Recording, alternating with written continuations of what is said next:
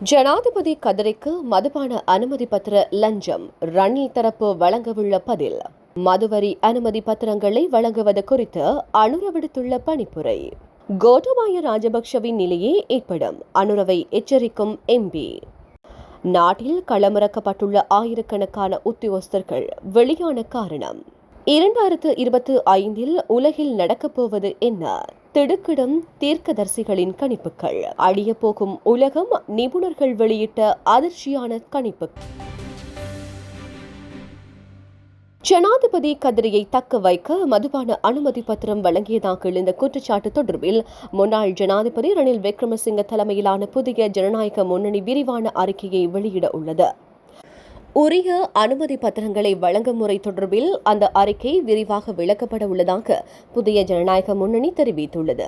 கடந்த தேர்தல் காலத்தில் 361 மதுபான அனுமதி பத்திரங்கள் வழங்கப்பட்டமை தொடர்பில் சபைத் தலைவர் அமைச்சர் பிமல் ரத்நாயக்க நாடாளுமன்றில் தெரிவித்த கருத்துக்கு பதிலளிக்கும் போதே புதிய ஜனநாயக முன்னணி அதனை தெரிவித்துள்ளது. மேலும் பிமல் ரத்நாயக்க கடந்த அரசாங்கத்தினால் வழங்கப்பட்ட மதுபான அனுமதி பட்டியலை நாடாளுமன்றத்தில் சமர்ப்பித்திருந்தார். இதனிடையே மதுபான விற்பனை உரிமத்துக்கான வருடாந்த கட்டணத்தை அதிகரித்து கடந்த அரசாங்கத்தினால் வெளியிடப்பட்ட வர்த்தமானி அறிவித்தலை நடைமுறைப்படுத்துவதை தடைக்கும் இடைக்கால உத்தரவை உயர்நீதிமன்றம் நேற்று பிறப்பித்துள்ளது. இதன்படி இலங்கை மதுபான அனுமதி பத்திரம் வைத்திருப்போர் சங்கத்தினால் தாக்கல் செய்யப்பட்ட அடிப்படை உரிமை மீறல் மனுவை விசாரணைக்கு எடுத்துக்கொள்ள அனுமதி அளித்து மூவரடங்கிய உயர் நீதிமன்ற நீதியரசர்கள் குழாம் தடை உத்தரவை பிறப்பித்துள்ளது. மதுவரி அனுமதி பத்திரங்களை வழங்குவதில் ஒழுங்கான முறைமையொன்றை பின்பற்றுமாறு ஜனாதிபதி அனுரகுமார திசநாயக்க அதிகாரிகளுக்கு பணிப்புரை விடுத்துள்ளார்.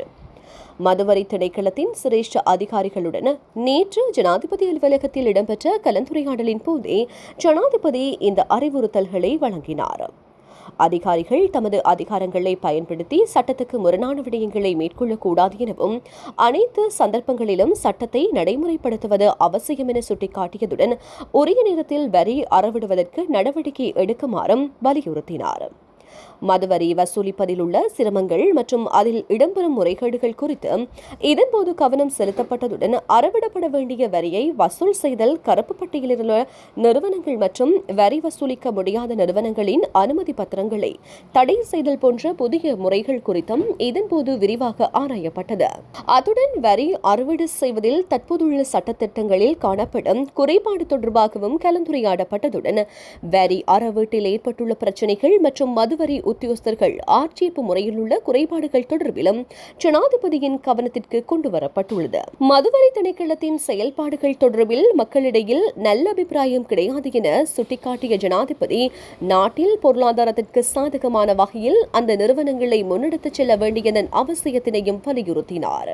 நாட்டு மக்களுக்கு வழங்கிய வாக்குறுதிகளை அரசாங்கம் நிறைவேற்ற வேண்டும், இல்லையில் கோட்டபாய ராஜபக்ஷவின் நிலையே ஏற்படும் என சர்வஜன சக்தியின் தேசிய பட்டியல் நாடாளுமன்ற உறுப்பினர் திலித் ஜெயவீர தெரிவித்துள்ளார். நாடாளுமன்றத்தில் நேற்று நடைபெற்ற இடைக்கால கணக்கறிக்கை மீதான விவாதத்தில் உரையாற்றுகையிலே அவர் மேற்கண்டவாறு குறிப்பிட்டுள்ளார். அவர் மேலும் உரையாற்றுகையில் ஜனாதிபதி அனுரகுமார திசநாயக்கவின் கொள்கை பிரகடனத்தில் பல சிறந்த திட்டங்கள் குறிப்பிடப்பட்டுள்ளன. தேசிய மக்கள் சக்தி 75 ஆண்டுகால அரசியலை சாபம் என்று விமர்சித்தது. பல வாக்குறுதிகளை வழங்கியுள்ளதுடன் பல பொய்களையும் குறிப்பிட்டுள்ளதுடன் என்பதையும் வெளிப்படையாக குறிப்பிட வேண்டும்.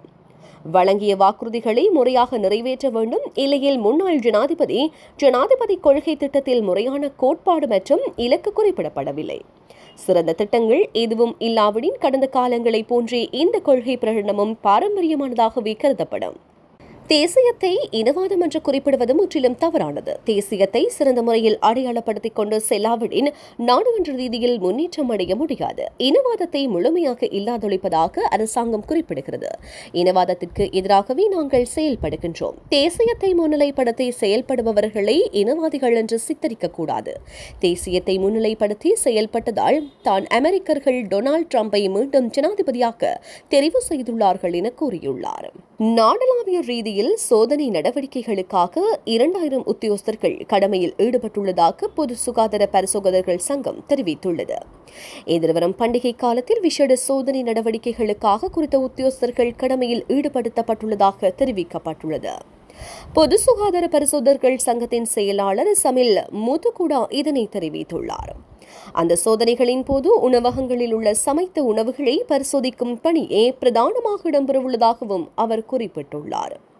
தற்போது நிலவும் மழையுடன் கூடிய காலநிலையுடன் உணவு மற்றும் பானங்களின் தூய்மை தொடர்பில் பல பிரச்சினைகள் ஏற்பட்டுள்ளதாகவும் இதன் காரணமாக பல தொற்று நோய்கள் கண்டறியப்பட்டுள்ளதாகவும் அவர் குறிப்பிட்டுள்ளார்.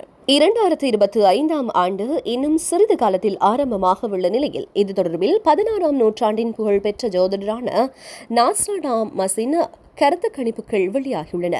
இது தொடர்பாக அவர் குறிப்பிட்டுள்ள கணிப்பில் தெரிவிக்கப்பட்டுள்ளதாவது 2025 ஆண்டில் உலகின் முக்கிய சக்திகளுக்கிடையே போர் ஏற்படும்.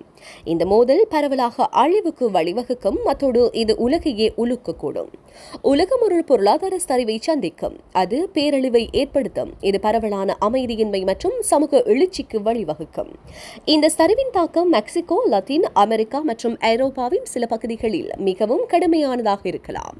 அங்கு பொருளாதார உறுதியற்ற தன்மை தற்போதுள்ள சவால்களை மேலும் மோசமாக்கும். அத்தோடு பணவீக்கம், வர்த்தக பதட்டங்கள் மற்றும் பொருளாதார சமத்துவமின்மை அதிகரிக்கும் என தெரிவிக்கப்பட்டுள்ளது. நாஸ்ட்ராடாமஸ் போன்றே பல்கேரியாவை சேர்ந்த ஆன்மீகவாதி பாபா வங்காவும் கணிப்புகளை வெளியிட்டுள்ளமை குறிப்பிடத்தக்கது. உலக அழிவுக்கான காரணங்கள் தொடர்பில் நிபுணர்கள் சில கணிப்புகளை முன்வைத்துள்ளனர். பல நூற்றாண்டுகளாக உலகின் அழிவு குறித்து பலர் தமது கணிப்புகளை முன்வைத்து வருகின்ற நிலையில் தற்போது நிபுணர்கள் தமது கணிப்பை வெளிப்படுத்தியுள்ளனர். இதன்படி அணு ஆயுத போர், விண்கற்கள் மற்றும் செயற்கை நுண்ணறிவு என பல காரணங்கள் கூறப்பட்டுள்ளன. இன்றைய சூழலில் அணு ஆயுத போர் உலகின் அழிவுக்கு காரணமாக இருக்கும் என்ற அச்சத்தை ஏற்படுத்தியுள்ளது. அணு ஆயுதங்களின் வெடிப்புகள் உடனடி அழிவு மற்றும் பாரிய உயிரிழப்பை ஏற்படுத்தும். நீண்டகால சுற்றுச்சூழல் பாதிப்பையும் உண்டாக்கும். மேலும் நியூக்ளியர் விண்டர் என்ற ஒரு கருத்தும் நிலவுகின்றது. அதாவது எரியும் நகரங்கள் மற்றும் காடுகளின் புகை சூரிய ஒளியை தடுக்கும். அதன் மூலம் உலக வெப்பநிலையை குறைக்கும். இது விவசாயத்தின் வீழ்ச்சிக்கு வழிவகுக்கும் என்பதால் உலகம் முழுவதும் உணவு பற்றாக்குறை ஏற்படும். இதன் காரணமாக பஞ்சம் ஏற்படும். அத்துடன் கதிர்வீச்சினால் உடல்நல பாதிப்புகள் மற்றும் சுற்றுச்சூழல் பாதிப்புகள் பேரழிவை ஏற்படுத்தலாம் என நிபுணர்கள் குறிப்பிடுகின்றனர்.